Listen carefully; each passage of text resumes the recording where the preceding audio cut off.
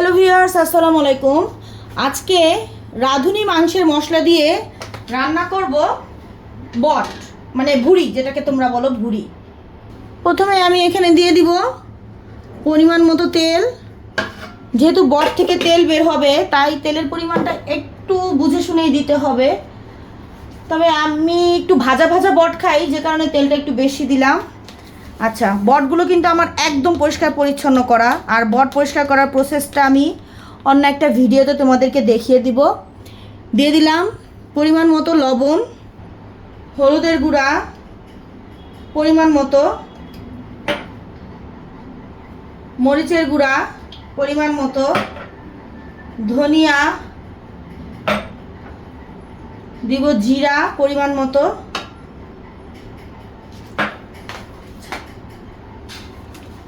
রাঁধুনি গরম মশলা বা মাংসের মশলা, না গরম মশলা না, এটা মাংসের মশলা, সরি, রাঁধুনি মাংসের মশলা দিলাম পরিমাণ মতো। পেঁয়াজ দিয়ে দিব পরিমাণ মতো।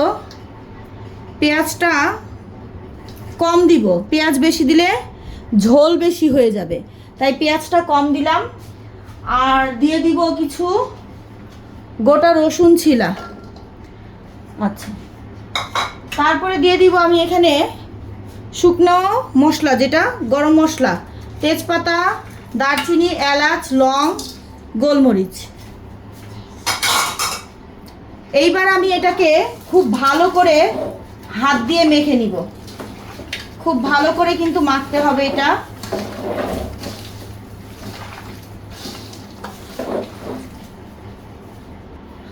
বন্ধুরা, তোমরা হয়তো ভাবছো আমি কেন এখানে আদা বাটা দিলাম না, এতগুলো মশলা ব্যবহার করলাম, সব দিয়ে মেখে নিচ্ছি, অথচ আদা বাটা কেন দেইনি। আচ্ছা, আদা বাটা দিলে এটা তো আমি একদম কষা কষা করে রান্না করব, ঝোল দিব না।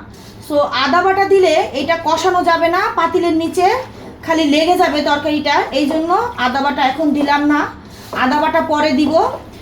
আর রসুনটা দিয়ে দিয়েছি, এই জন্য রসুনটা বট সিদ্ধ হতে হতে রসুনটা গলে যাবে, এই জন্য রসুন দিয়ে দিয়েছি। এখন আমি এখানে দিয়ে দিব 1 বাটি শুকনো মরিচ। তো এই শুকনো মরিচগুলো দিয়েও আমি একটু খালি নাড়াচাড়া করে তারপরে চুলা ধরিয়ে দিব। কত বড় এক পাতিল বট, তাই না? দেখবা রান্না করতে করতে এটা এতটুক হয়ে গেছে। দিলাম চুলা ধরিয়ে, এখন ঢাকনা দিয়ে দিব। বট হতে থাক, আমরা চলো অন্য কাজ করি। বন্ধুরা, চলো দেখি আমাদের বটের কি অবস্থা। দেখো, বলছিলাম না যে অনেক এক পাতিল বট দেখতে পাচ্ছ, এটা রান্না হতে হতে একটুখানি হয়ে যাবে। দেখো শুকায় কি অবস্থা হয়েছে। বটের পানি দিয়েই কিন্তু আমি বটটাকে এরকম সিদ্ধ করে নিয়েছি। এই দেখো রসুন সব গলে গেছে, দেখছো? এই যে রসুন গলে গেছে।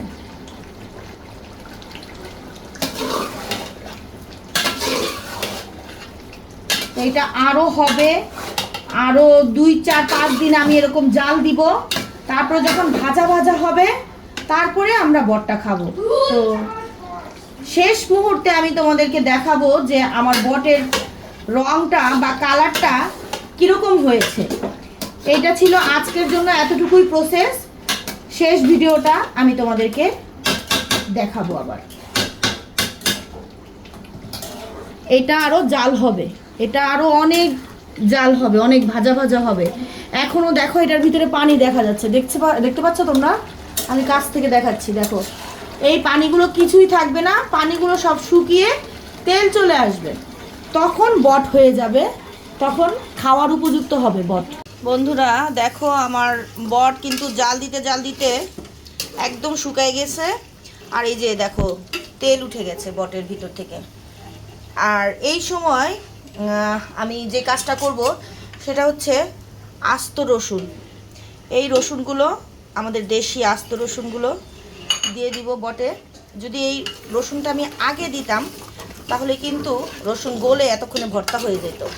তো যেহেতু আমার এটা আরও জাল পড়বে আরও 2 দিন, তো এই জন্য আমি রসুনটা এখন দিলাম, যেন এই জালে জালে রসুনটা গলে নরম হয়ে যায়। ও রসুন দেওয়ার পরে কিন্তু অবশ্যই ঢাকনা দিয়ে চুলার আঁচটা একদম ডিম করে দিব, যেন হালকা আছে রসুনটা সিদ্ধ হয়ে যায়। ভিউয়ার্স, এই ছিল আমার বটের শেষ রূপটা। অত বড় পাতিল থেকে এই কড়াইয়ের এক কড়াই হয়েছে এই পর্যন্ত। আমরা দুপুরে খেয়েছি, সকালে বাচ্চাদের জন্য স্কুলেও নিয়ে গিয়েছি। এখন বাচ্চাদেরকে খেতে দিয়ে দিব। আসলে সকালে তাড়াহুড়ার জন্য আমি আর পাতিল চেঞ্জ করার ভিডিওটা তোমাদেরকে দিতে পারিনি, আই এম সো সরি। তো এই ছিল আমার বট রান্না। কেমন হয়েছে বট রান্নাটা দেখতে, আর রেসিপিটা তোমরা কিন্তু অবশ্যই ট্রাই করবা এবং কমেন্টস করতে আমাকে কিন্তু ভুলবা না। তো আজ এখানে রাখছি, আল্লাহ হাফেজ।